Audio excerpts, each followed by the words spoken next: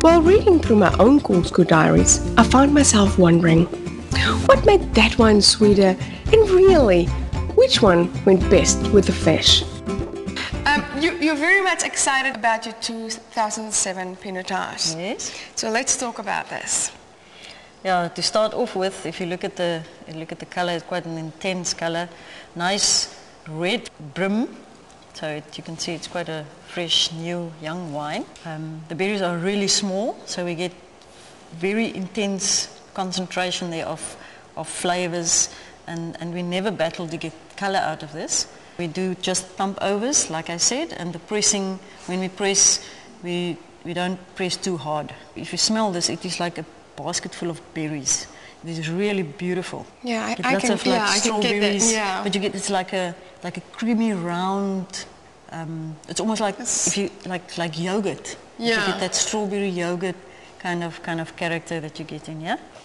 And then you get the subtle effect of the wood. And you get that coffee, chocolatey kind of character, especially on the taste. I can get the wood.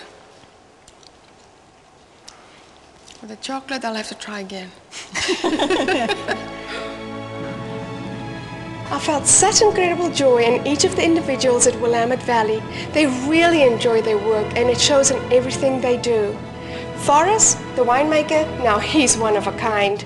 Excited about life and wine, and well, see for yourself. Have you ever heard of the angel share? I have not. Tell me about that. You're not? Well, what you think about is that these barrels, they're constantly evaporating, and we have to top them about every 2 weeks. And that evaporation, that's called the angel share. I like that. See? And so you've got that little share for the angels, and they drink way too much. And so we're constantly, about every 2 weeks, we come in here and we top each lot with the same lot in order to keep it as pure as possible.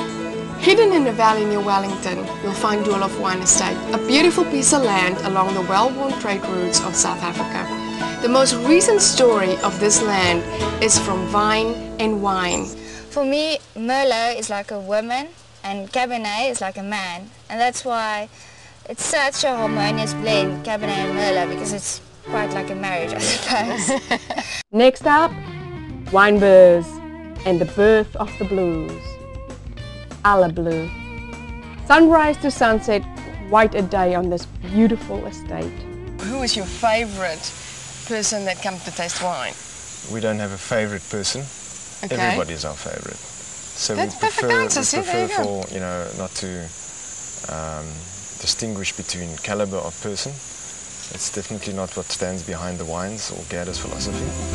I would like to introduce to you a couple of my new friends at Beyerskloof in Stellenbosch who bring life to wine and awesome wine to our lives. I can tell you about the red wine and how good it is, because it's got antioxidants in, we all know. And if you drink 100 milliliters of it, 1 or 2 glasses, it hires the antioxidant working in your bloodstream with 15 hours, 75%.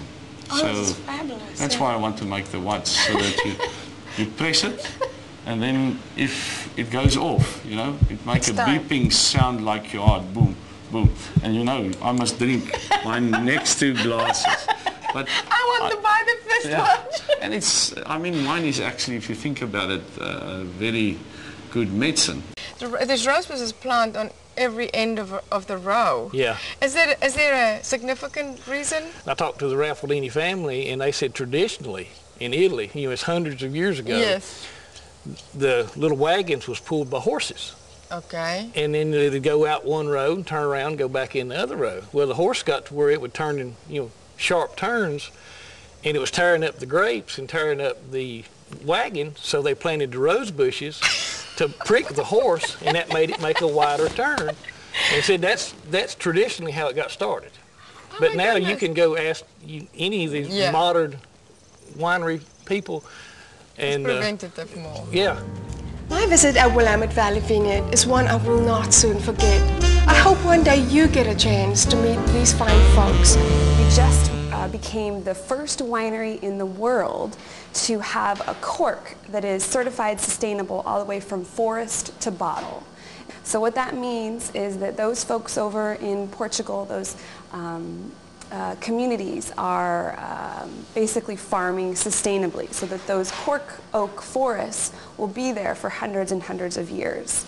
We also have started a cork recycling program. We're working with Amarim, who are the folks that actually make the sustainable cork, to try to recycle cork across the whole country. Velvet Rock is an interesting study in all things old and new in the pages of South African wine. The Brink family has worked well and hard and found reward in the labors of their land. These kind of people are truly pioneer poetry. What is your philosophy? I can see how passionate you are about this. What is your philosophy about pinotage? Well, first of all, we must just remember the one fact that pinotage is a unique South African wine. I prefer pinotage above Shiraz, even of either Cabernet Sauvignon. To me, there's in pinotage, there's something robust that I love. There's a very sincere sense of gifts and blessing in the work these folks do. They love their craft almost as much as they enjoy pairing the nectar of their labor with fabulous food. What is the characteristics I'm looking for in the sparkling wine, and what is it complementing in the oyster? It's interesting. Our sparkling wine's got like raspberry and red cherry flavors in a certain sense.